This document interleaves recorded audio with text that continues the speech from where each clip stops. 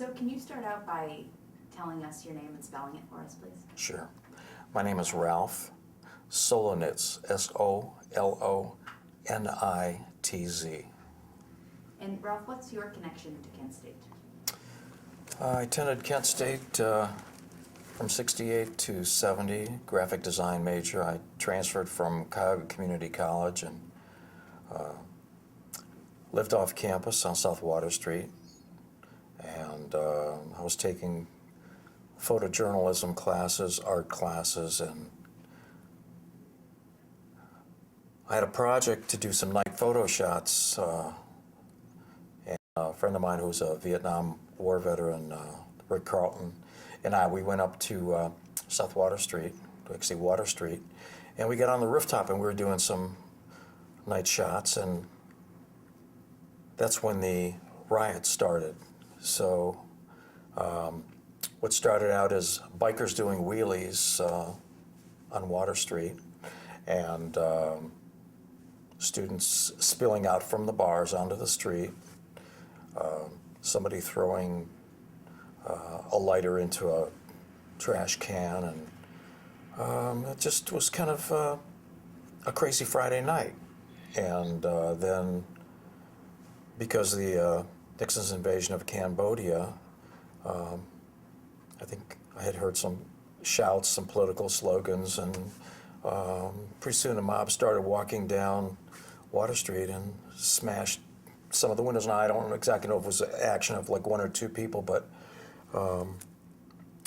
I caught it on film, and like a lot of things that I took photos of, I kind of put it away for so many years after the shootings. But on May 4th, or just that weekend, when the ROTC building was burnt down, I went around the campus and took a lot of photos. So I had film in my camera. Well, on May 4th, classes were still in session, so I started to walk from my off-campus housing to Taylor Hall, where I was going to do some lab work. And I arrived there, I would say about 15 minutes after the shootings, because I kept hearing ambulance sirens for quite a long time. And I took quite a few photos, which are in the archives and posted on the Tribunal website. So at the time, I didn't realize how many people were killed, because I think I have photos of, blood-splattered pavements, and I have them here, so I don't know if now's the time to go through them. But Please show us whatever you would like to. okay. Just hold them up close to your face. Works? Well, actually, can you tell Is the glare? that way, yeah. Because this camera too. So, I mean, guardsmen on main campus.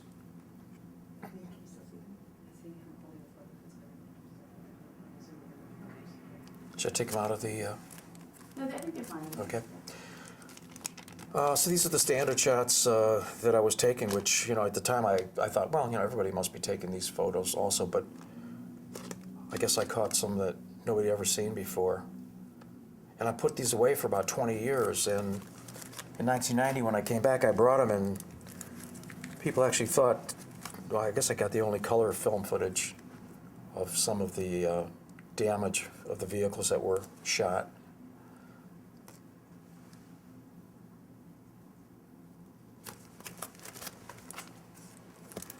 This is where Jeffrey Miller was killed.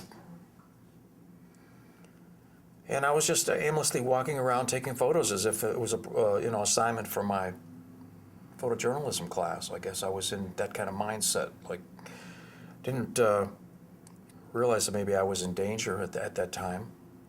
This girl was standing here for maybe an hour over this pool of blood. Like I said, I had just gotten there after the shootings, and the guardsmen were still on the campus grounds, and people were being told to leave because they might just charge again. But I still kept taking my pictures.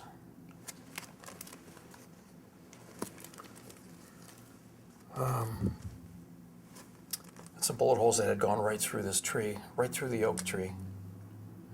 So I'm thinking, this might be one of the bullets that killed Jeffrey Miller. Went right through his tree.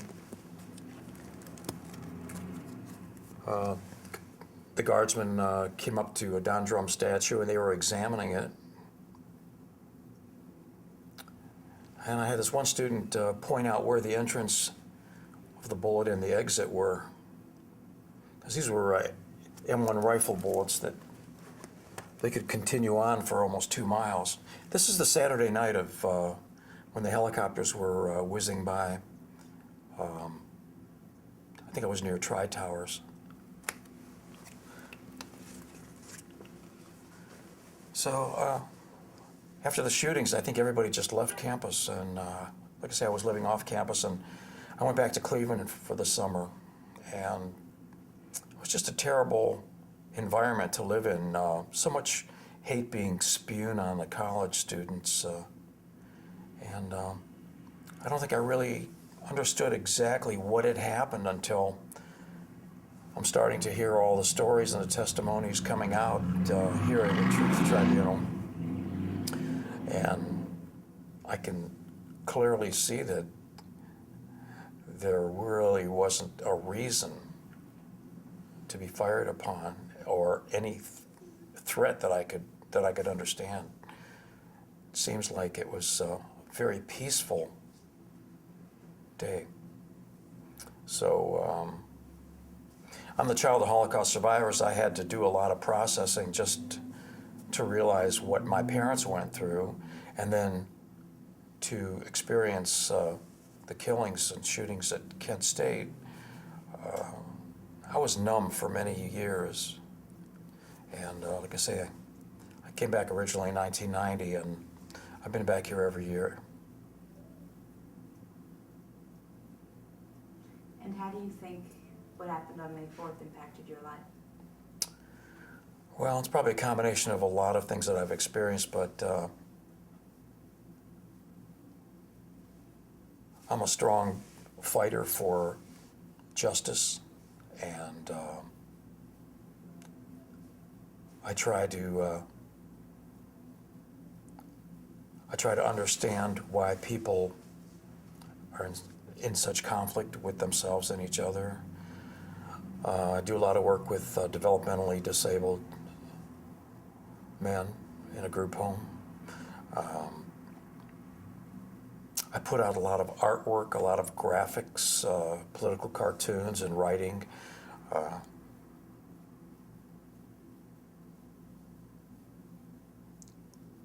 don't know, I guess I felt a lot of the sadness and the pain of that day, and I really understand what loss is all about. So, I don't know, just trying to make this a better place to live. And why did you decide to come in and share your story with us today? Well, I didn't know how important my piece of the puzzle was, but I figured that at least the visuals that I have would say something. That would be a message in the photographs.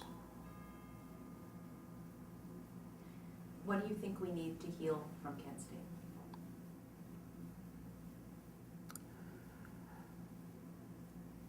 Well, I like the support that the May 4th task force and the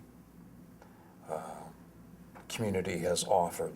So, I mean, that's always welcome, and that's healing.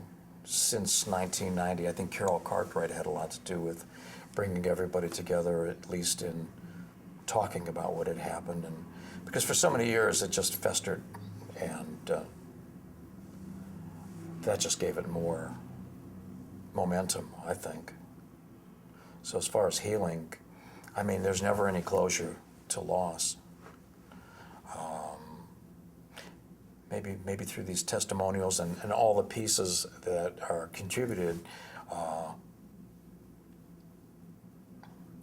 people will realize that there's a truth, and I don't know, maybe some kind of accountability, if that's possible. Although I didn't see that happen with Holocaust survivors, so.